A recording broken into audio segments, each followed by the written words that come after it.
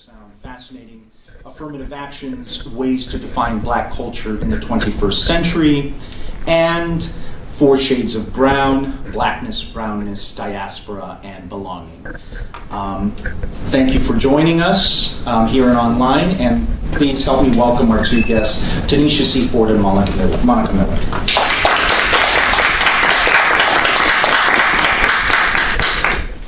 Thank you, Kelly, for arranging this, and thank you to the Intersections Working Group for having us both here. Also, special thank you to Allison and everybody at CAS for helping to organize, as well as the English department. And it's good to be in conversation with Monica, whose work I have really admired and respected since I was a graduate student, and finally had the opportunity to meet her last summer when we were both in the Black Europe Summer School in Amsterdam. And I came up to her and I said, are you Monica Miller? Yeah, I know, I was working on like hip hop and religion. Exactly. And so it was really a start of a series of great conversations. So it's actually really wonderful to be in conversation with you here tonight.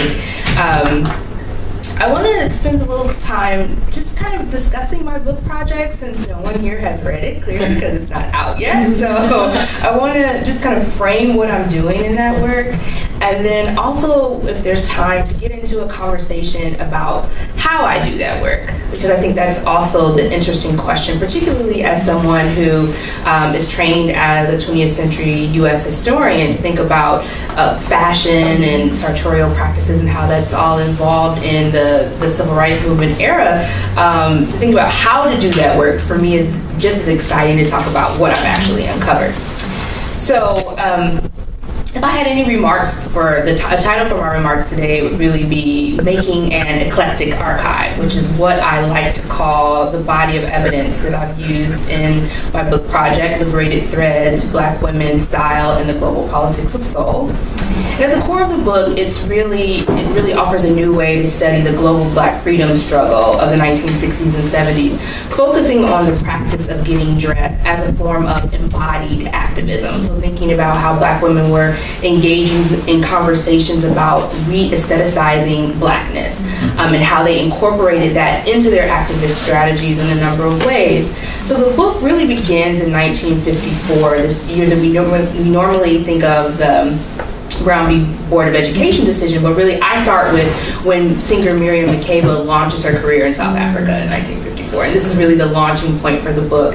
And the book begins in South Africa and thinks about how Black women under apartheid and under the civil rights movement of the United States really tried to think about carving out a space for more freedoms for women as they were fighting for greater freedoms within the Black community, against apartheid, against Jim Crow segregation in the United States, and in the UK against a form of de facto segregation that relegated Black women and children into the worst housing situations, into horrible educational situations.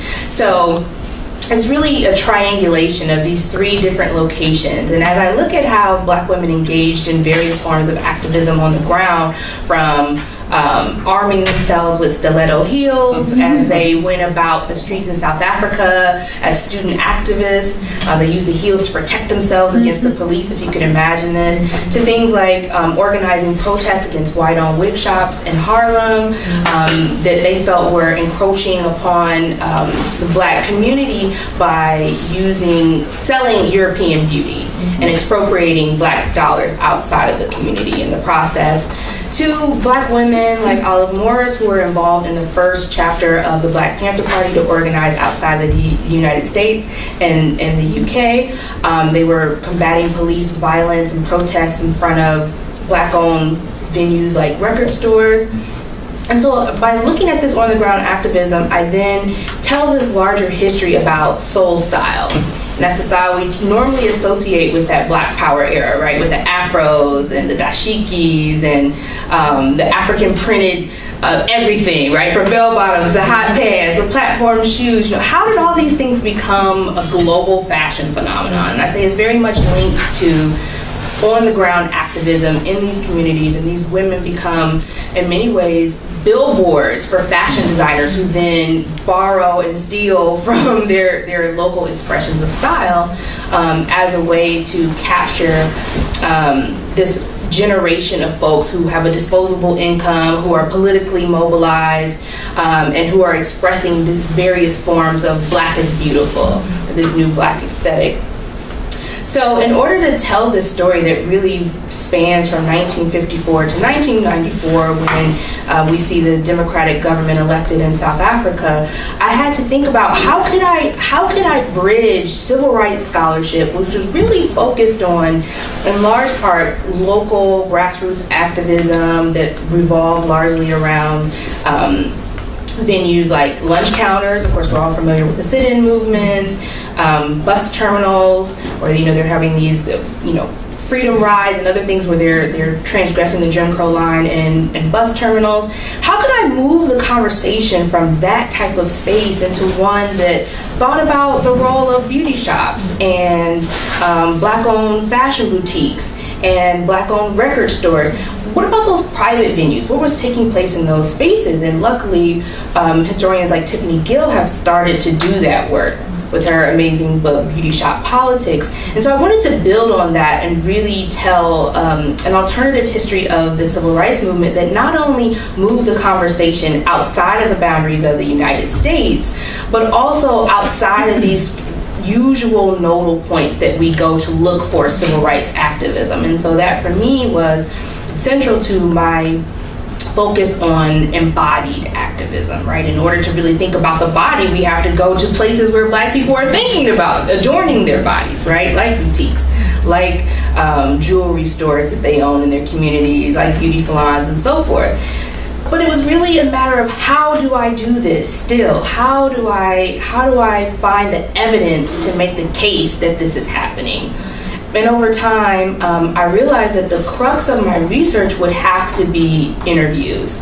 So I went about conducting interviews with activists who are involved in SNCC, the Student Nonviolent Coordinating Committee, the Black Panther Party, both here in the US and in the UK. I also interviewed college students, just everyday women who were coming of age during this time period, models, fashion designers, jewelry makers, and I did this work on 3 different continents. So in Europe, in the U.S., and on the continent of Africa, mostly in South Africa. I did research there, and so it was really a journey, to collect all these oral accounts of this history. But for me, it was central because there are questions that I wanted answers to that, in large part, weren't in the body of literature that had already been written. In addition to those, I found magazines, some of the usual suspects like Ebony and Essence, but then also things like Flamingo magazine, which I'll talk about in a few minutes, and Drum magazine, which was published in South Africa. And I coupled those things with local newspapers as well as yearbooks, college and high school yearbooks, album cover art, organizational papers, personal correspondence, FBI files, published memoirs that I just read against the grain to find the bits and pieces that I was really interested in recovering, as well as passports. So it was interesting to see how these women were moving about the world, the Black diaspora.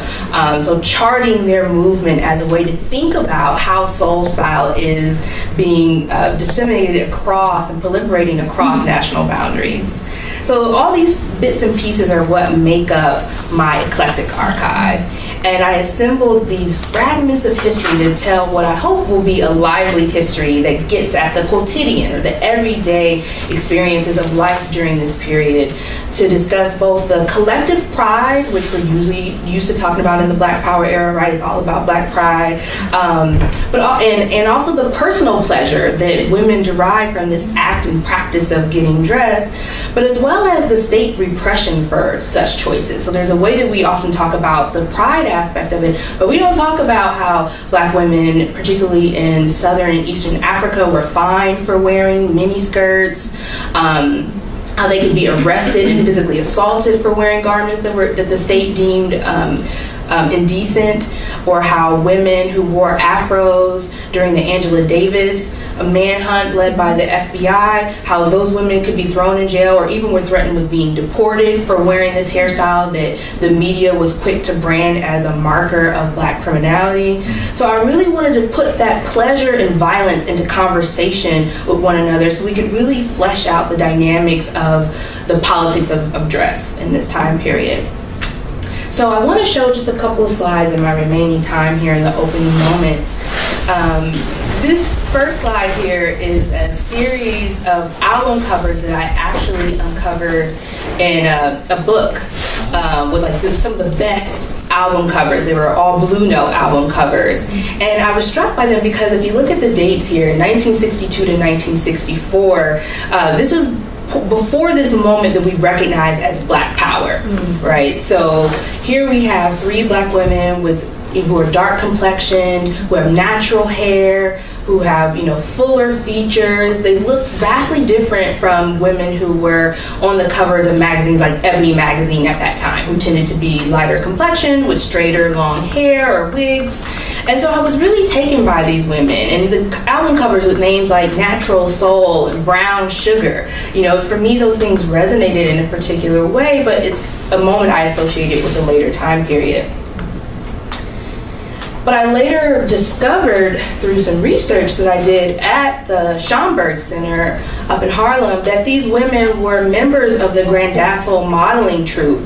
And they were a Harlem-based group that was an extension of the African Jazz Art Society that was also linked to the African Nationalist Pioneer movement. So we have these 2 Black nationalist-centered organizations that decided to launch a modeling troupe to celebrate Black beauty, and they were actually the group that pioneered the phrase Black is beautiful, although by the time it becomes a ubiquitous phrase in the mid-1970s, it's pretty much disassociated with the Grandasel models, but they were some of the original people to use that phrase. And so these are 2 images from their publicity photos, and you can see that they're doing their take on African-inspired garments. So we see prints. If this was a color image, I would imagine we would see lively colors. They all have different natural hairstyles that they then link to specific regions of Africa. So this is part of their edutainment, as they called it. They would entertain people through their fashion shows, but they would also educate them on African fashion and hair as they imagined it to be so. Ajaz worked with singers like Abby Lincoln and her husband, jazz drummer Max Roach, who provided the musical entertainment and hosted these fashion shows that they called the Naturally shows. They have a very long name. Basically, Naturally was the shortened name for them. They were all about elevating Black fashion and Black beauty from the continent and linking Black people in the U.S. with their cultural past in Africa. So these women were really involved in shifting the conversation of Black beauty, but I also found that along with this more embodied form of activism that they were doing through performance, they were also linked to protests that were led by the ANPM of a white-owned wig shop in Harlem called Wigs Parisian. So there's a way that they were making connections between this type of activism and what we would call front lines activism, where they're protesting and picketing outside of Wigs Parisian, which was on 125th Street in Harlem. So if you might not be able to tell, but in the picture, these are the same women. Several of these women were also the ones on the album covers that I showed you.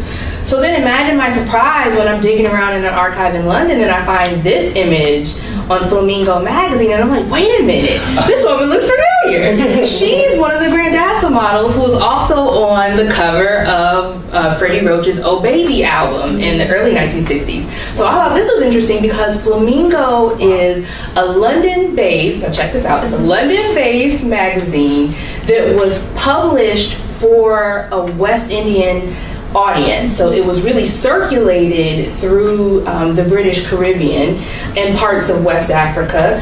And it was a popular lifestyle magazine that would have been like an equivalent to Ebony or Sepia in this time period. But Brenda Deaver becomes the face of Flamingo's Nigerian edition. Right, so there's a way that this black woman is representing, black American woman is representing a black African, a sense of African beauty and fashion. You see her here with her kente cloth and her natural hairstyle. And so for me, it was like, okay, there's a way that this U.S. form of blackness is being exported to different parts of the African diaspora. And we can see the different circuits of this. A magazine published in London that's distributed in the Caribbean and in West Africa. And she becomes the face of this Nigerian beauty, right? So I realized I was onto something when I found this, and it became this mystery that I was really invested in figuring out, putting together the pieces to figure this out. Okay, so let's hold this point for a second, and let's switch here. So this is some other work I was doing at the same time. I was really starting to rethink what I had been taught about the Southern struggle for civil rights, and it happened in part from me rereading Ann Moody's memoir, Coming of Age in Mississippi, which was like standard reading when I was in college. I was an English major as well in undergrad, so something that we read both in English and also in my Black Studies program at IU. And I noticed a passage then that I had missed or glossed over or wasn't even thinking about at the time. And Ann Moody is recalling performing at the March on Washington with other freedom singers, and she says, I was the only girl from Mississippi with a dress on. All the others were wearing denim skirts and jeans.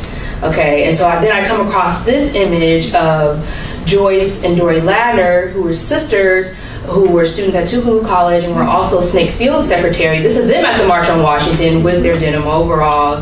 As you can see, Joyce Ladner is wearing her hair very closely cropped and natural.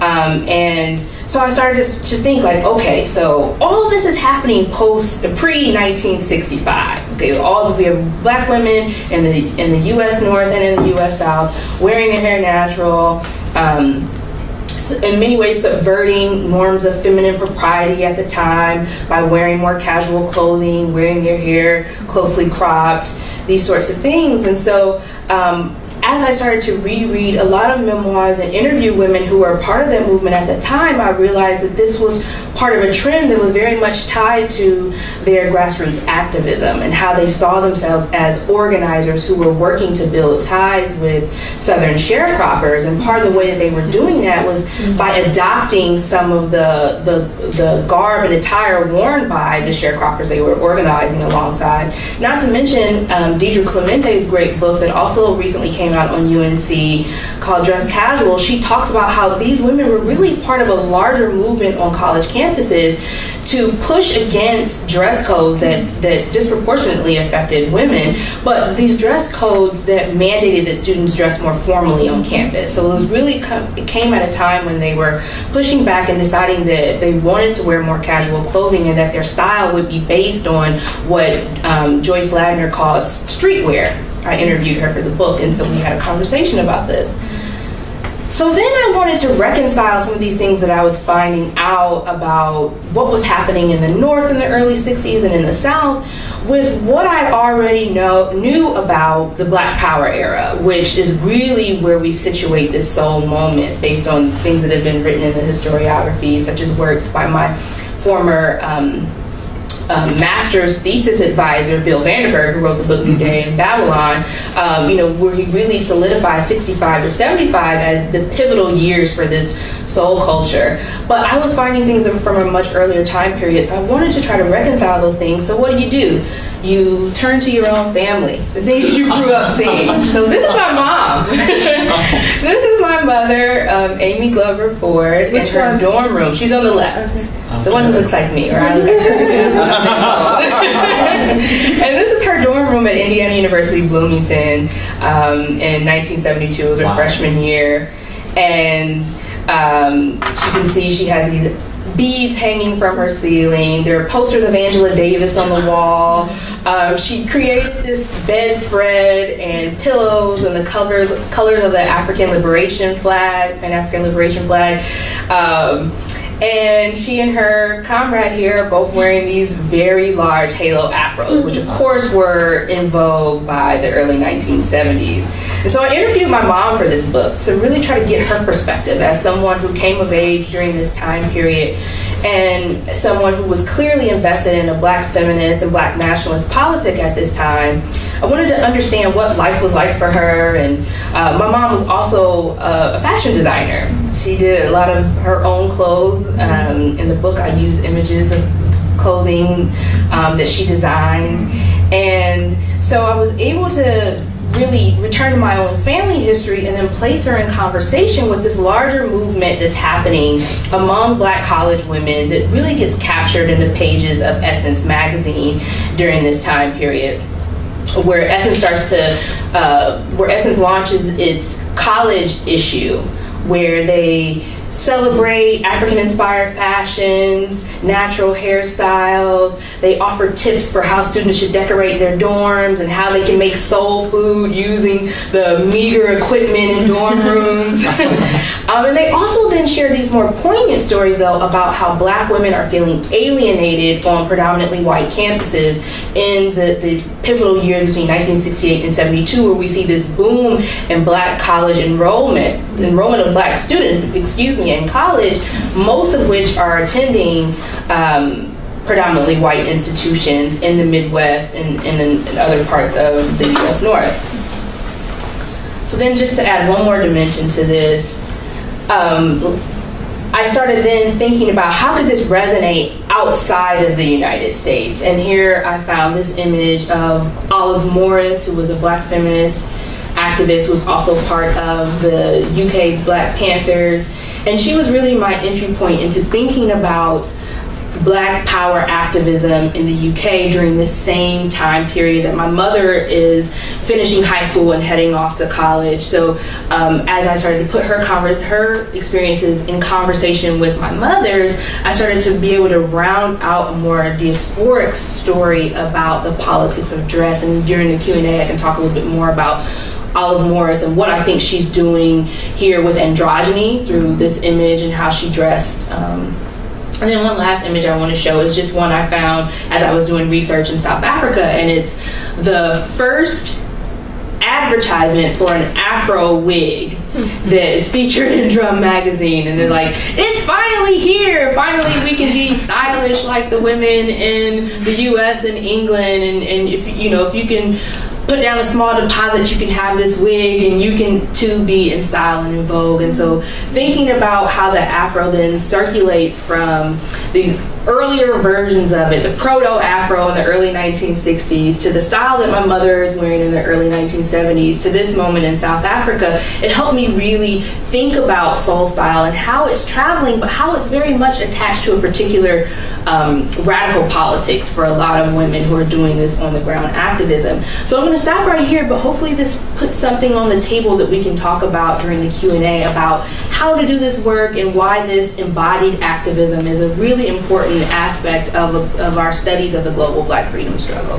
Thank you.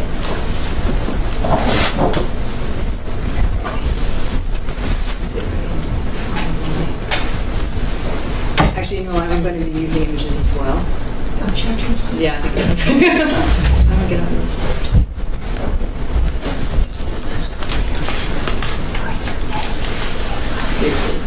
Oh, it's okay. There you go. Thanks.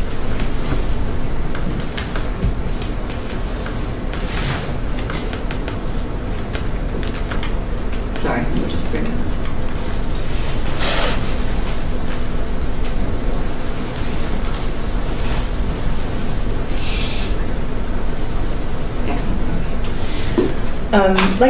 Tanisha, I want to thank everyone who was involved in putting this together. As Tanisha mentioned, this is conversation a year later, right? Yeah. And on the occasion of publication or impending publication of Tanisha's books, this is really a great moment. And Tanisha and I have an awful lot to say to each other, so it's really good that we're having some public moments of being able to do that. So I want to thank everyone for that. Today, I was kind of tasked with responding to Tanisha's work in a way, which, and I've done this by thinking about selecting a few kind of keywords and concepts, and she mentioned most of them in her talk, which I thought was great, that kind of interanimate our work. And I'm going to explore these concepts through some more recent work on dandyism and the racial politics and fashion that I've been doing since the publication of my book. So I'm going to present kind of 3 case studies, and it's going to be a lot, but I'm going to try to make it happen quickly. And then I'm kind of less. This paper is less about my methodology, and it was kind of great to hear you talk about methods. So maybe I can try to say something about that in the Q&A as well. I mean, one of the things that I think is clear, and it will become clear as I talk about my work, is I'm not a historian. Right? What that means, or I'm not trained as a historian, although I have a great love and respect and use for historical method. But I feel like the work that I do, and your work is also incredibly interdisciplinary, but my work has this kind of a slightly different bent, and we'll see if we can figure out what that is. Mm-hmm. I'm still trying to locate it. Okay. So the 3 phrases I'm going to be working with today are revolutionary politics of style, and I'm going to use work I've been doing on a Nigerian artist, Ike Ude, and what I call his palimpsestic body. I'm also going to use the phrase body narratives in quotidian practice to talk about African-American fashion designer Patrick Kelly. And then the last phrase I'm going to use that you mentioned is embodied activism and modern black subjects, and there I'll be talking about Janelle Monáe. This, and I'm more formal in my presentation. Tanisha's really good on the fly. This is a portrait of Ike Ude, a Nigerian-born, London-educated, New York-based artist. Ike lives his life as a dandy and explores the history, performativity, and aesthetic economics of dandyism in his work. He is, for me, one of the modern black dandy figures whose literal and symbolic body of work exhibit how and why the body and its dress and adornment can be worked in the service of what I call redemptive narcissism in my book, Slaves to Fashion. For me, Ike has demonstrated, as many other modern dandies do, how black people in the diaspora have consistently transformed moments of capture with caprice. How initially subject to an imperial and colonial politics, as well as the fashion system that was developed alongside it, they have made fashion their slave, or at the very least, put it to and in their service. What drew me to Ike as a subject was not only his fabulousness, well illustrated in his most recent series, Sartorial, which I'll show a few pieces from, but his intelligence. His photographs are not merely aspirational self-portraits designed to critique the world of fashion as a theater of the absurd, but rather a trans-historical archive of colonial imperial encounter and increasingly cosmopolitanism and globalization written and worn on the black body. In the early 19th century, Scottish philosopher Thomas Carlyle defined the dandy as a clothes-wearing man, a man whose trade, office, and existence consists in the wearing of clothes. Every faculty of his soul, spirit, purse, and person is heroically consecrated to this one object, the wearing of clothes wisely and well. Carlyle is being satirical here, but even so, he's counterintuitively identified the importance of dandyism and performative dress for black people. Dressing wisely and well, or with intelligence and flair, has been a necessary part of African-American culture and the culture of the black diaspora, even preceding the moment that Africans arrived on these shores. It was too often a matter of survival and not merely a frivolous predilection. The slave trade and the complicated identities or blacknesses it produced can be told in the history of cloth. Europeans traded cloth and fancy items of dress for African captives. When transported to the Americas, those captives were stripped of their native dress and given plain, coarse clothing. Early accounts of slave appearance emphasize that slaves traded for or saved up for small accessories they could affix to their clothing to distinguish themselves from the masses. A button, a ribbon, something shiny. Slaves often liberated clothing from their masters in order to appear free and escape bondage. Dressing across race, class, and gender lines increased a slave's mobility in actual and symbolic terms. Dress codes regulated the fabrics and styles and cuts available to captives and sometimes free blacks. The overdressed could be corrected and critiqued via mob violence. From these earliest moments in the formation of black diaspora, clothing and dress, especially in the outrageous form of dandyism, has been provocative, a sartorial manifestation of a contest between slavery and freedom, stylization, and original self-fashioning style. As a clothing practice that begins and flourishes in moments of political and cultural transition, dandyism is a powerful interrogative phenomenon. It questions easy readings of and loyalties to race, gender, sexuality, class, and nation. Clothes-wearing men and women exhibit what Uday calls the luxurious deliberation of intelligence in the face of boundaries, a knowingness about seeing and being seen, an incisive sense of the sometimes fabulous but always serious optic of race and performativity. The Sartorial Anarchy series takes on these early African-American dress traditions and 19th century lessons of dandyism and telescopes them both into the past and the future, across time and space. In this image, Sartorial Anarchy number 5, Uday employs, and this is his description, an English macaroni wig, and I add, topped by the tiniest of electric blue fedoras from the 18th century. In transition with a 20th century French shirt, a Yoruba Nigerian trousers from the 1940s, American loafer shoes from the 20th century, a Zulu fighting stick from the 19th and 20th century, and West European World War I spats from 1914 to 1918. The furniture and rug are of antique and thrift store origin, sourced from present-day Lower Manhattan. This otherworldly yet intimate mise-en-scène points to what Uday has called a future perfect, in which people express themselves without reservation through and with the history of their representation and self-stylization. In this portrait and all the others in Sartorial Anarchy, every item of dress has been male dress at some point in not just the history of the Black Atlantic, but world history. Dresses, caftans, shoes, gowns, jackets, collars, ruffs, and masks. Uday's revolutionary politics of style is designed to frustrate every expectation, yet at the same time keep it real. About the history of dandyism and male dress and its relationship to global colonial encounters, the durability and irony of cultures of consumption, as well as the color field in art historical and metaphorical terms. These portraits reveal the palimpsestic nature of the Black adorned body. Body Narratives, Patrick Kelly. If Uday's dandyism and aesthetic practice is designed to explode the idea that when we get dressed, we are merely self-fashioning, then African-American designer Patrick Kelly's women's wear designs also put extreme pressure on what and who we consider chic, given the fashion industry's racism. And as much as Uday fashions his body in a trans-historical way, Kelly is definitely a child of the 1980s, when he was the first American and also first Black designer to be voted into one of the fashion world's most exclusive clubs, the Chambre Syndicale du Pret-à-Porter, and thus allowed to show his work at the Louvre. During his active years in Paris from 1985 to 1990, Kelly chose to confront the difference of his nationality, race, and class, and perhaps his sexuality, head on. He played the role of the quaint, Southern naif, employed what I have come to call pickaninny chic.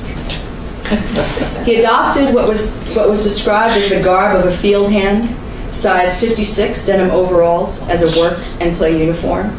He wore it often with a Martin Luther King pin and a cycling hat with a rhinestone Paris on the upturned brim. He collected over 8,000 examples of stereotyped Black memorabilia, pickaninny dolls, Mammy cookie jars, figures of watermelon-eating children. These objects were displayed in his apartment, which doubled as his atelier, and surrounded him as he worked and entertained. He served fried chicken and grits to his clients. Most importantly, he made clothing that obviously incorporated stereotyped Black imagery, such as what has become known as the gollywog dresses, as well as items that more subtly conjured up images of the antebellum South, such as this bandana dress. Friends, customers, clients, and strangers who merely found themselves in his presence walked away from their encounter with him with a gift of a small plastic baby doll, lips painted red, often mounted as a pin to be worn as a brooch or a lapel. He kept a stockpile of these pickaninnies in his pockets. He stored them at home in a Louis Vuitton trunk. These Black babies became Kelly's signature, and the gollywog the mark of his brand. There were great risks and potentially lucrative rewards for this performance. Kelly was an innovator in body-conscious dressing and accessorizing of these simple, easy shapes with colorful, playful buttons and bows. Even his impulse of using oversized mixed-matched buttons was part of Kelly's Pickaninny chic. It was an homage to his grandmother, a domestic servant to a wealthy white family in Vicksburg, Mississippi, which is where he was from, who often repaired his clothing with dissimilar, colorful buttons. She was the person who first exposed Kelly to fashion when she brought home women's and fashion magazines from her work. Famously, Kelly always credited the local church pew and not these magazines as providing his earliest lessons in style and accessorizing, saying that there was more fashion on display in his local Mississippi church on Sunday than there was on any Paris runway. In any case, Kelly brought both authentic and stereotypical histories and examples of black style with him to Paris and created clothing that incorporated both elements. Fashion is an interesting form of subject-object play or exchange. Individual designers or subjects make objects of clothing that people buy as a way of displaying and performing their own unique subjectivity. Clothing is also designed to be worn. It needs a body to animate it and also an audience to appreciate and or critique the animation. Kelly's gollywog dresses and even his more subtle sartorial takes on the clothing of the good old South, like this dress with the watermelon hat, or what I call the Scarlett O'Hara mini dress, all confuse the normal trajectory of this exchange. This is true whether these dresses are worn by women who are white or black. On women of either race, they are insensitive and ironic. Wearing one of these Kellys on the street would require a great deal of explanation in order to escape designation as racist or self-loathing. With the employment of his Pickaninny chic, Kelly might be implicitly telling us about the real politic of his racialized labor, the very close, sometimes corrosive, and sometimes comedic connection between work and performance in his life. A quintessential have-not, Kelly labored in an industry that is overwhelmingly white and fueled by luxury consumption. Even though it is highly corporatized and a global multi-sector business, the fashion industry also operates on very old-school models, influence, networking, and word of mouth. These networks have been and remain exclusive and discriminatory. Trend-driven, the fashion world is also the very definition of precarious. Talent is necessary for success, but it is often not enough. And the way that Kelly employs his pickaninnies, he makes them do a lot of work. Maybe, perhaps, as he gives these pickaninnies away and creates impossible fashion out of them, he saves himself the labor and trouble of lecturing on global capital, systemic racism, the biases of Madison Avenue, and the exclusive networks of the fashion establishment. Perhaps in this way we can think of them as a form of ironic or oxymoronic fugitivity. A method of what has come to be known as Hottentotting the self, or a form of complicated exaggeration of stereotype and part of one's life or work in order to preserve some sense of self for another time and place. Historically, black entertainers, primarily women, present themselves as forms of excess flesh, a gesture which redirects the public's interest in consumption and reserves a place or space for some other more private or intimate version of the self. Might these figurines stand in for the transactional nature of fashion and its industry, allowing Kelly and others to get on with the business of being fierce and fabulous? For Kelly, the transportation of his anomalous body and its history to Paris, the fashion capital of the world, required what Ralph Ellison called the little wit, grit, and mother wit, a mode of self-presentation that had the possibility, but not the guarantee, of changing the joke and slipping the yoke. Embodied activism, Janelle Monáe. In addition to working on the globalization of black dandyism as what Uday calls an acknowledgement of the vagaries and impermanence of fashion and time, and more specific histories of African American designers troubling the waters from the Mississippi to the Seine, I've also been considering the use to which the politics of fashion reverberate in black popular culture. Most recently, I've written about musician Janelle Monáe and the Afrofuturism of her signature tuxedo, saying, "I don't like fashion, but I like art." Monet's many appearances in Vogue, work with designers Rebecca Minkoff and Karl Lagerfeld, fabulous appearances at the Costume Institute Gala, Met Ball in New York City, and her selection as a cover girl model belie this statement. From the beginning of her career, fashion and style had been an extremely important part of Monet's musical and personal self-expression. Saying of her signature tuxedo, "I bathe in it, I swim in it, I could be buried in it." The suit is an experiment that has many functions for Monet, most notably the communication of an embodied knowledge that allows her to negotiate restraint and abandon, purity and flamboyance, typicality and queerness, freedom and captivity, in the service of constructing a radical black female identity.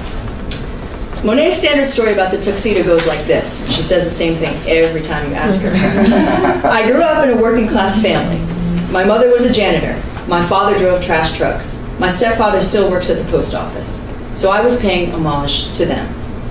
What Monet wants to convey here is that she has not belied her humble origins. Her parents put on a uniform to go to work every day, and she does the same. When we see her in the tuxedo, which is often when we see her at all, we know that she is working.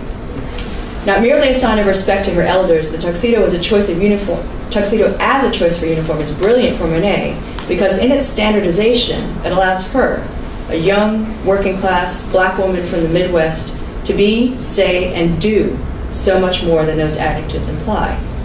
Described by her variously as a superhero uniform, a weapon, armor, and essential to her time travel, the tuxedo seems above all to be a vehicle for the promulgation of Afrofuturistic ideologies of race, gender, and sexuality. Denoting sophistication and urbanity, the tuxedo conveys cosmopolitanism in that it is a garment recognized as elegant all over the world. Though originating in an aristocratic milieu, the tuxedo is now worn by both the elite and servants at formal functions, blurring class lines and confusing arenas of sociality.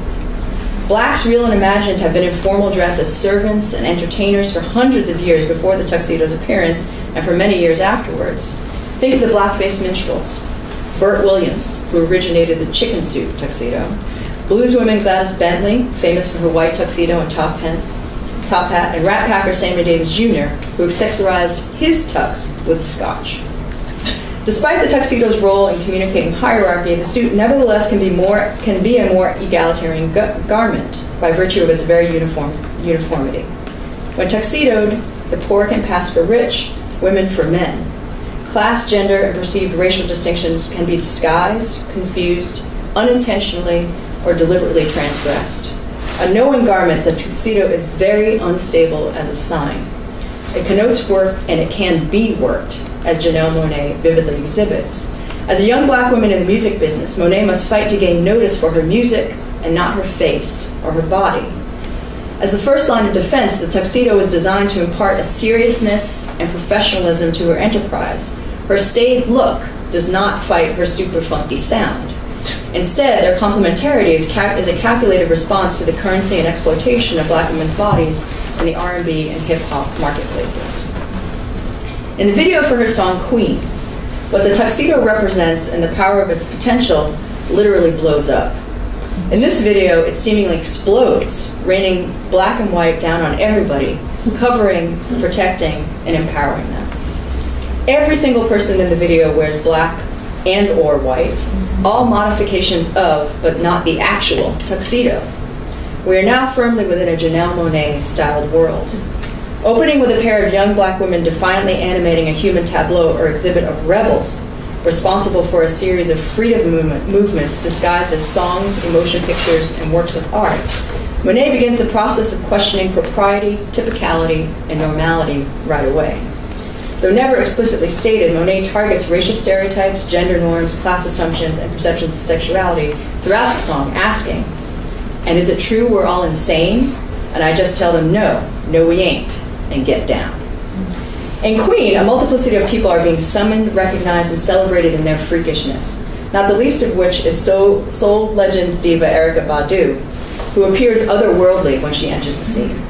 Wearing a white, loosely fitted wrap dress, gold epaulets, arm cuff, and thigh-high boots, and sporting an enormous blonde afro, which she interchanges with this kind of Cleopatra-type wig.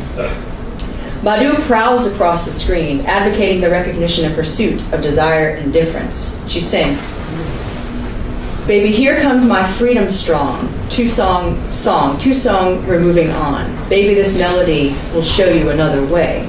Been androids for far too long, come home and sing your song, but you gotta testify, because the booty don't lie." Another way for Monet and her listeners is, according to and exemplified by Badu, constituted in embodied knowledge, because the booty don't lie. This knowledge emanates from one's raced, gendered, sexualized, and classed experiences as human. Badiou and Monet recognize this when they join their own bodies, the disciplined and the wild, tuxedoed and robed, and do the bump together in song. At this moment, through the music and dance, desire meets control, simplicity and the complexity of identity and interpretation redouble. Revolution begins. Sometimes emanating from the booty, and sometimes from the feet, as in her other well-known video, Tightrope. This embodied knowledge, so central to freedom, can be conjured with the right dress and dance. Badiou's insistence that the booty don't lie is the truth here that brilliantly describes the work that Monet's dancing tuxedo can do. It provides a discipline while also being a mechanism for shape-shifting. The tuxedo works as both a cover and a revelation for people in their embodied histories. When worn and worked, it becomes another way by which to constitute the self and progressive community. And then I have a bad ending. For over 20 years ago, the late, great Stuart Hall asked us to consider the fact that within the Black repertoire, style, which mainstream cultural critics have often believed to be the mere husk, the wrapping, the sugarcoating on the pill, has become itself the subject of what is going on. Indeed, studies of Black expressive culture in the form of fashion and dress have exploded as popular culture has become increasingly Black, and style far more interesting than fashion. There are, of course, the pleasures and dangers of this. As Black style becomes our style, the collective evoked here is wide and deep, encompassing everyone from the entrepreneurial young Black men who run the lifestyle site Street Etiquette, Joshua Kissy and Travis Gums. If you haven't seen their site, check it out. To fashion designer Rick Owens, infamous for using Black sorority sisters stepping as his models in his spring 2013 ready-to-wear show. If you haven't seen that either, just check it out. To borrow a phrase from a new blog called The Seams, they say, "Clothes are our common thread, and every stitch a story." For Black people in particular, these stitches, their reparative function and ability to create the totally new, are what fashions our diaspora. Thanks.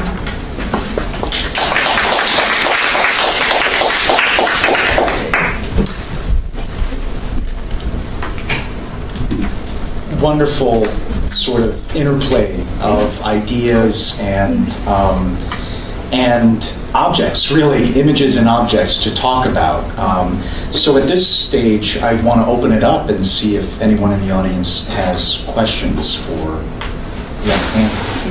Thank you for that wonderful presentation. I was wondering, Dr. Badiou, or either of you, both of you, to sort of spell out what I see as very interesting, like stages, or not stages, but implied progress, which is movements, right? So that I guess I'm sort of quite interested in what happens to how we think about gender when we go from, the natural Black female body that Tanisha showed in the sort of early 60s to Black male dandyism to, like, can we call Monet female dandyism, and what would it mean to say that? So I'm just interested in how to track or think about gender as you go from these different, let's say, these three sites.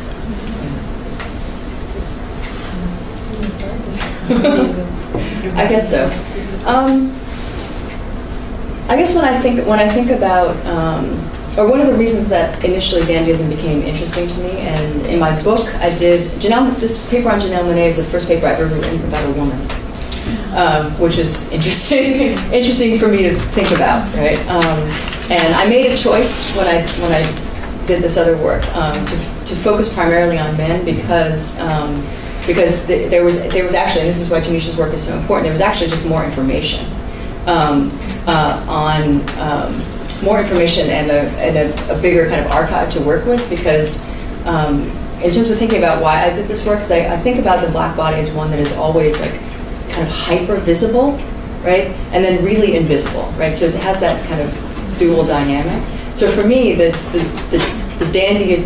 choice of dandyism is one that is a kind of a really interesting provocation, because it takes the kind of visibility of Black people no matter what they have on, right, and then really amplifies that in a way that sometimes allows certain people to become invisible, right? So it has this kind of bizarre ability to kind of move in and out of visibility and invisibility. That process for me was also one that was always attached to race, gender, and class at the same time, right? So those movements happened simultaneously, right? So sometimes, the dandy's dress is often trying to make a class move that is related to race, right, for a long time, right? That it can also change gender presentation, right? Or change gender presentation in a way, again, that allows for a certain kind of fugitivity or a kind of movement and mobility. Right? So that's why it was an interesting phenomenon to me, and how because it allowed me to actually think about, right, intersectionality through an object, right, or through a performance, right, a bodily performance. To me, that often and always included kind of all of those things at once, simultaneously. So that's why it was kind of interesting to me. It wasn't just about kind of wearing fancy clothes and, both, because it's always about feminization and then also sometimes, kind of hypermasculinity, depending on how a dandy is being read, right? And initially they started as really hypermasculine figures, right, that come to be seen as feminized because they're interested in dress and adornment. Right? So in terms of thinking, that's where it resonates for me. In terms of thinking about whether or not, Monet is a version of female dancing, I've always tried to wonder what that phrase means. Well, that's kind of my question. I don't say know. that. What would it mean to call? People ask me about it a lot, and it's not clear to me that it needs to be, because I think about it as this really dynamic act and performance. It's not clear to me that it necessarily needs to have a kind of a gendered version of it, male dandyism or female dandyism. The act itself includes the kind of gender spectrum. It has to, right? So what she's doing is, on the one hand, really interesting because she is going for a certain kind of androgyny, and for very particular and strategic reasons, right? To get away from certain other kinds of gender presentation. But it's not clear to me that that she's doing something, right, particularly female. There are reasons for it, right, around being. It's not that it's more female. It's that because it's a female body. Yeah. The nature of decoration. The decoration itself. Yes, there are just differences. Right? Yes. Decoration itself in gender, and so, I guess I'm just very interested in thinking about, both the sort of doubleness of saying a female dandyism, because that sounds almost like it's like drag, right? It's like, is there... It's kind of like double drag, right? Yes, there's so many drag going on. That's what I mean. It has this kind of, when you talk about, female drag, or, so when that kind of redoubles. In some ways, depending on the subject, the person doing it, I think the redoubling is kind of maybe there all the time, right? I don't know. I don't know how you feel about it with the... Well, and one thing I wanted to say, too, I agree with your point that all of these elements of style are constantly circulating through the Black sartorial vocabulary, right? Yeah. There's a way where, even when I think about employment of an Africanness or African-inspired fashion, and that is all through your work on Josephine Baker, right? Yeah. When we think about her, we think about her as embodying some kind of natural Black, womanhood that plays upon in many slick and trickstery kind of ways white ideas about Black primitivism and all these things, but in doing so she's creating her own style and she's embodying this in different ways through her iconic banana skirt and these other things. We can think about jazz musicians in the 1940s who are using cheetah skins and leopard skins and other things as part of their performance style. And so for me, this moment in the 1950s, mid-1950s, when my book begins, becomes really important, these articulations of an African-inspired style, because of course they're backed by this the African independence movements on the continent. And so there's a way that when you look through Black magazines in this time period, it's all over the pages of Ebony. Like, oh, look, Sekou Touré is here. Like, look what he's wearing. Look at his cap. Look at his wife and what she's buying from these, expensive Parisian handbags. And there's stories in Ebony about the high life dance, and you see the diplomats' wives and the garments that they're wearing from West Africa. And so people start to get the language of lapas and gaylays. It starts to become part of the fashion language that we're using here, to the point that when Miriam Makeba starts to take off her career in the U.S., people don't even have a language to really describe, like the South African boot dance of the miners that she's doing. They only have this one language that they're trying to use to categorize all African fashions and performance styles. And so I think that mapping out these moments of new articulations are really important, as well as how this language people think they understand. We all have the same understanding of these things, but we really don't, and that too is, for me, a really important aspect of thinking about how African-inspired styles are moving through the diaspora and how they're becoming popular and why, and how they take on their own shape and form in different parts of the diaspora. And we see that happening today with this emphasis and interest in African fashions now, and how people like Michelle Obama and Beyonce have become the poster women for these styles. So I like thinking about that, and I definitely want to continue to talk about the Janelle Monáe piece, and because I think one thing that you evoked that is also a thread through my work is how we have to use the language of queer theory to help us think through some of this stuff, right? And what it means.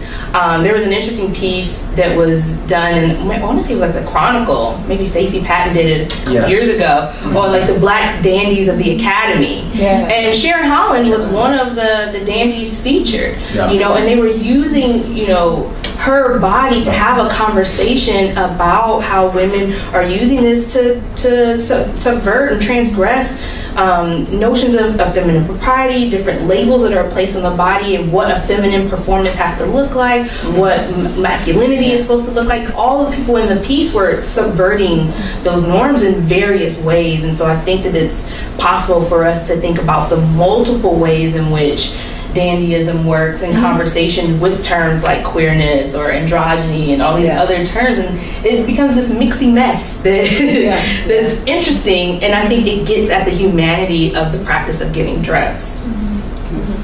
Oh, thank you both so much. Such fabulous presentations. I wanted to go back to a theme that Tanisha brought up early on in terms of the interplay of pleasure and repression. And you mentioned sort of state repression, but also I love, because you gave us the idea of the larger methodology, the fact that you did interview the sort of everyday college women. I'm interested in institutional repression in the academy, and sort of whether in your interviews it came up, whether there were formal or normative ways in which, like, your mother's style and that whole sort of Black Pride era got in some ways repressed. And I wonder, in thinking about the sort of ebb and flow, if that, I think fashion as sort of this bottom-up sort of expression, but the role of institutional norms and guidelines in terms of basically quashing a certain kind of aesthetic.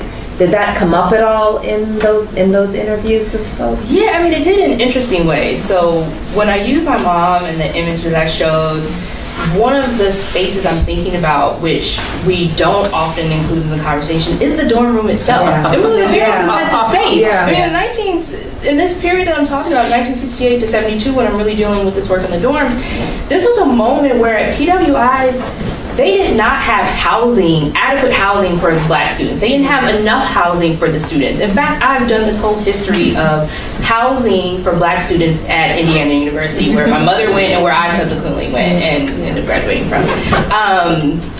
And so this is a moment where Black students are trying to find access to housing. So they're are protesting against white fraternities and sororities who have racist practices for membership, and so they can't get in. And when they can't get in, it means they don't have access to that housing. They're, for the first time, finding themselves in dorm rooms with white roommates where there's clearly a lot of cultural chafing, there's conflict. So in my mom's dorm room, on her half of the room, is this very Afrocentric room. But she's sharing this room with a white girl from Indiana who, the other side of the room is just, more typical of that of a college student of that time period, right? So it's like almost split right down the middle of this room. Wow. Okay, so the dorm room itself becomes this contested space within the institutional space that doesn't really know what to do with these black students. They're trying to hire black faculty, they're trying to create black cultural organizations and institutions, but a lot of black women, as we see in the pages of Essence magazine in this time period, they're struggling to find community in these spaces and don't feel like the institutions as a whole are really providing the type of support that they need in order to have a successful matriculation through the university.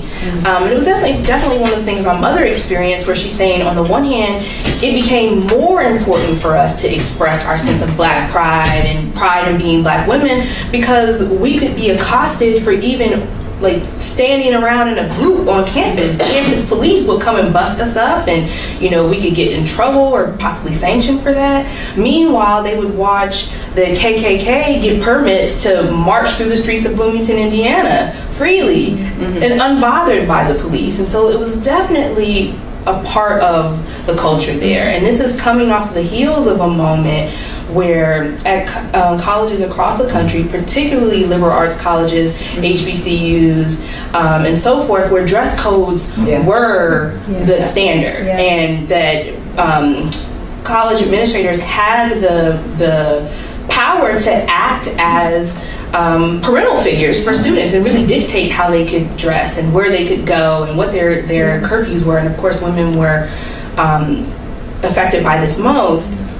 And so really, I think that this is a space where a lot of young folks cut their teeth as activists, where they learn how to push back against those dress codes. And the women of SNCC come from the lineage of folks who are doing this because their mentor, Ella Baker, one of her first acts of resistance at Shaw University was to protest against the dress code that banned them from wearing colorful stockings, silk stockings, etc. in the 1920s. So, no shocker then that she leads this cadre of young women in SNCC who are doing this work on their campuses in places like Spelman and Toulouse College and so forth.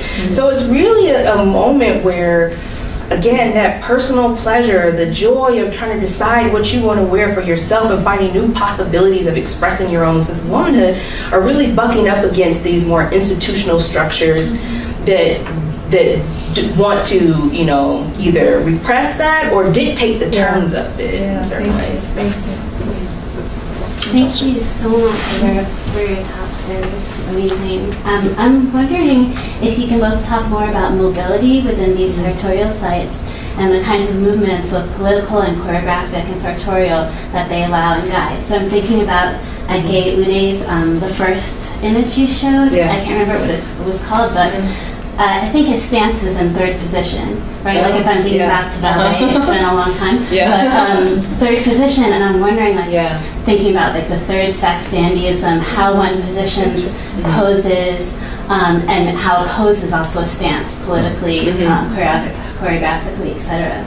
And then also looking at the gollywog dress and the watermelon hat, and how much they remind me of Elsa Schiaparelli's work, that huge kind of concept. It seems like it, because that first, the gollywog dress reminds me of her skeleton dress, and then the watermelon hat with the shoe hat, and as someone who collaborated with the Surrealists, it's an interesting way to go back to what the debt the Surrealists owe to African modernism as well.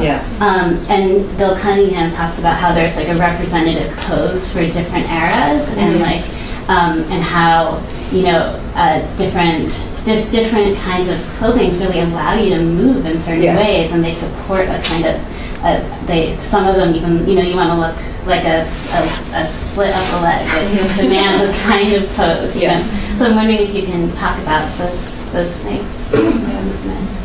I would say that in terms of thinking about mobility, I mean, one of the things that I try to think about when I'm looking at the images, right, and trying to figure out how to read them, right? I mean, I'm obviously really interested in thinking about the way, in general, right, that Black people are using fashion to create other possibilities or movements to other places, right? And those places are sometimes actual, right? Sometimes they're symbolic. Sometimes they are about the imaginary, and I'm really invested in the imaginary, which is why IK's work interests me, because it is actually very grounded in the real. As I said, all of those images are actual male dress across the centuries, but he's clearly working in a kind of playing to the side of realism that has other possibilities and other places to go.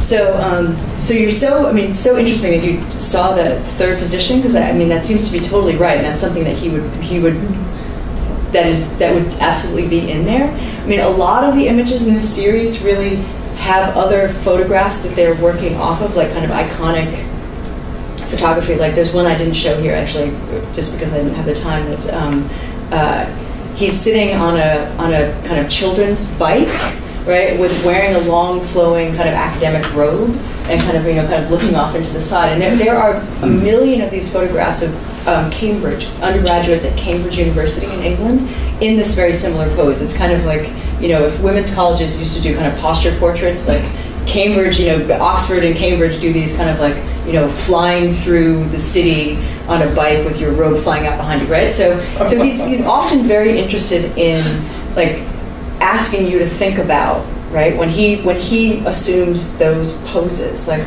what are the incredible number of other possibilities, right, in those moments, right? So he's actually asking you to rethink the Cambridge moment, asking you to think about, so what if there's a Nigerian guy? Like what if, right? I mean, in some future university, this is what the students look like, right? And this is what they're allowed to assemble, right? And this is how they are in some ways, visualizing their global education or the reach of their imaginations. Like he's actually very interested in that in terms of thinking about mobility. The other thing that I do try to think about when I look at these pictures, and this is why Patrick Kelly is really fascinating in this regard, is how far can it go? Right? I mean, there is a way, I think, when you talk about fashion and dress, because it's fashion and it's dress, right? And it's industry and style, right? I mean, you really do have to think sometimes about limitations, right? And where can the mobility stop along these lines of like dress codes, right? I mean, you need to. There's always a reaction and an equal counter reaction, right? So I am actually very interested in where it can't get you sometimes as well. And so I think Patrick Kelly for me is I continue to labor over what I think about those dresses, right? And what it meant for, I mean, I don't think he sold too many of them, honestly, but they were absolutely a major part of his shows, right? That were primarily made for a pretty elite white audience in France. I mean, he sold ready-to-wear all over, and it was very popular here in the U.S. as well. And those dresses were not sold here, right? They were primarily pieces for the runway. But the Gollywog figure was his brand figure, right? The bags, there's one bag that I showed you there, had it on. Those were not allowed to be, he couldn't use those in the U.S., right? So they were only for Europe, right? So I wonder about, I think there's a lot of mobility and possibility for imagination and reimagining and self-fashioning. And then I do think there are moments when, because it's fashion, because it's industry, because it's capital, because of all of those things, and as the black body caught up in it, there are moments of stoppage. And also this, I think that it's really, the counterweights are so present, but also so interesting. Commodity, capital, all that. But also even about notions of agency, right, and sort of intentionality. Because the thing with being a fashion designer is that you actually don't wear, you're actually designing for somebody else, right? So how they wear it is. Although with Kelly, you think about, he made all of that work inside of a studio that had over 8,000 pieces of black memorabilia in it. Right? So he's not necessarily wearing the work, but isn't he wearing the work? That's interesting, yeah. Right? I think. Yeah, I mean, there's a couple themes with Kelly alone that resonate with my work as you're talking about him. First, I want to say that my friend and colleague Eric Darnell Pritchard is doing some really interesting work around Patrick Kelly. Oh, wow. Yeah, Cool. he's at University of Illinois. Shout out to Eric if you're watching. But so I was a historical consultant on the Ebony Fashion Fair exhibition at the Chicago History Museum, and one of those dresses was in the exhibition. Yeah. You know, so I remembered looking at it and like, having these thoughts about it. But now when you're giving some background, it's helping me flesh out my ideas about it. But at the same time too, it's interesting that you said that he's selling these mostly to Europe, because in my British context, if at all. in my British context, of course, WOG is an extremely racist, offensive term.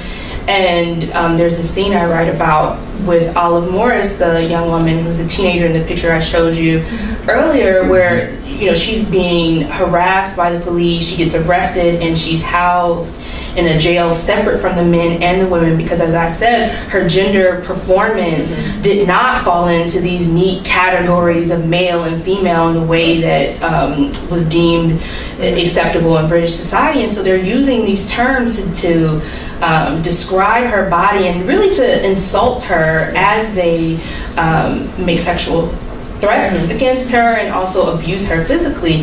And so just thinking about too the Gollywog dolls and how popular they were in the UK at that time, and that there's a whole dress that's based on these dolls. At the same time, that language is being used to as a form of social violence against the black bodies who are moving into the London space in this same time period. So I think that sense of overlap between us is interesting too. But just to think about movement, in my work, movement functions in many different ways, or mobility is the word you used it. And so I'm thinking about, of course, the movement and the mobility of ideas, how ideas are moving across national boundaries, these political ideas about what it means to be black. I mean, it was a hotly contested thing. All people didn't have the same understanding of what this meant.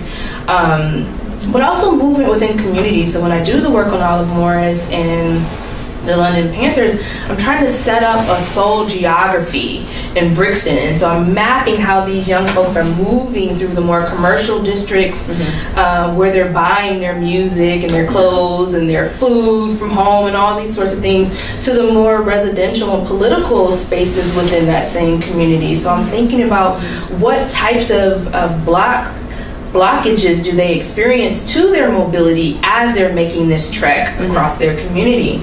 But then, of course, there's also this issue of social mobility, which dress is definitely a part of that as well. And so in the South African case, I deal with that a lot, about how people, even though they're living under apartheid, they want to perform as if they are of a different class status. And so they create their own ideas of what it means to be like a black South African jet setter, and so the clothing becomes a part of that. So even if you're gridlocked in your township after dark, there's a way that you can use clothing to project a lifestyle that would give you a different type of spatial and social mobility than you might actually have. And then there's a way too that women are taking up this idea of mobility and wanting to do things like wear pants to transgress gender norms, but also this idea of all the authority that goes along with the concept of men wearing the pants, right? So what does it mean if we are physically and metaphorically wearing the pants, and we are able to make decisions over our own bodies, over our own education, our own career, whether or not we want to get married, whether or not we want to be with a male lover, a female lover, on which day we want to do those things, right? So there's a way that women are using clothing as a way to articulate some of their own desires for greater social freedoms. And then this language gets taken up and commodified by the mainstream fashion industry in interesting ways too. Like I found an ad for like ship and sail jeans that said, it's like a picture of a woman with the denim pockets, the pockets of the jeans on her butt. And it says, the real freedom movement, right? So they're playing on this idea of the politics of the time, of movement, of mobility, all of these ships. That's an odd choice. Yeah. I don't know where it was in the U.S. or England. It was in the U.S. Okay. Yeah. Ships are tough. So so mobility. I hope that the book reads in a way that you can feel all that sort of movement that's taking place. I'm thinking about your SNCC article and this movement between invisibility and visibility and the overalls as a kind of camouflage, because you use all this language at one point about the field and, going to battle, but then also working the field or identifying with sharecroppers through dress. So there's this way in which I think the overalls are kind of camouflage too, and there's like deployed in that kind of way, that recognition. Well, they're like a tuxedo in terms of protecting the black woman's body from some sort of kind of exposure. Definitely. And what also struck me about, maybe to sort of connect some of these threads, what struck me about that example was that, well, number one, you see this reflected in literature in, for example, Alice Walker's Meridian, right, the 1976 novel, where the protagonist, who basically sort of embodies the struggle in a very literal sense, right? She takes on the sort of pain and divisions that are consuming the civil rights movement in her body, right? She sort of, in many ways, sort of consumes them and takes on the pain and suffering. But it's also reflected, of course, in her overalls, which identifies her with the very people whom leaders claim to speak for, but only Meridian really sort of like travels with, and it's her overalls that really signify that.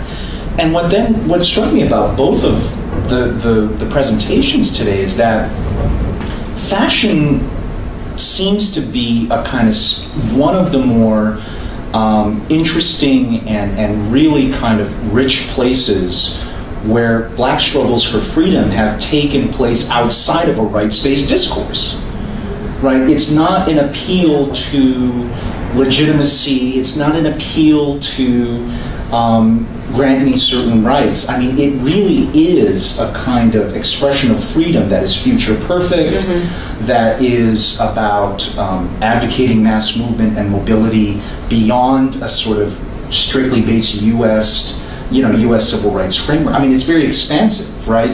The circulation of that one model from Harlem to the UK, and the magazine then goes back to the Caribbean, right?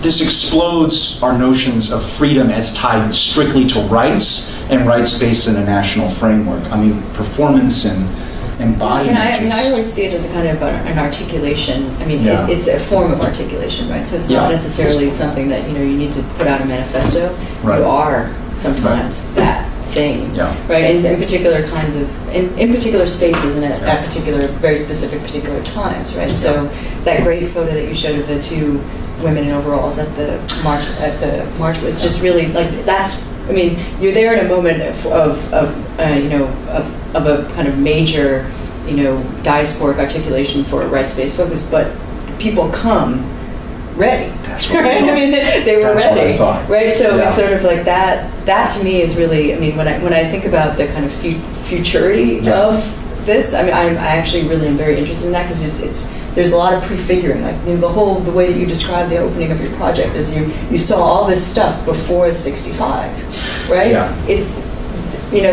It's always prefigured. Yeah. Or often prefigured in ways that if you're looking for it, you can see it. Any other questions or?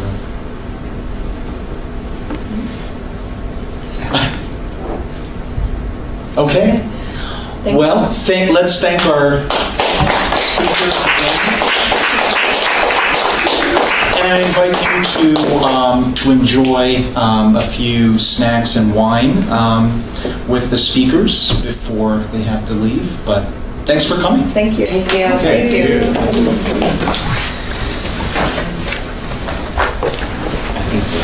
Are we off? God, this was stressful. Oh God! I'm loving it. Live stream, and she was like left it on like an hour after. So like she was like talking to her assistant and all this stuff after. I was like, no. It was awful. Yeah, people were like, I know you're still on. Like they were typing her. Like she didn't see. It's like The Jinx. Have you seen this HBO series, The Jinx? Oh no, but attention. I haven't You gotta seen watch it. The ending is that Yes, moment where they it keep is. the mic on and there's In a the big bathroom. reveal. Oh yeah, I did. That's the part that yes, I did see You've seen that part. And of course, what is his name? Ryan Gosling was my introduction to that guy. He was in this movie where he played him. All good things. Please stay and have some Oh, stuff. I'd love to. I'm just using the rest. Okay, great.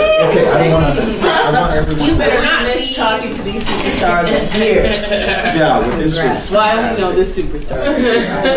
Oh, Hi, I enjoyed your time. Thank you. Alicia. Alicia. Sorry, I thought I heard a C. I want to make sure. Oh, well, yeah.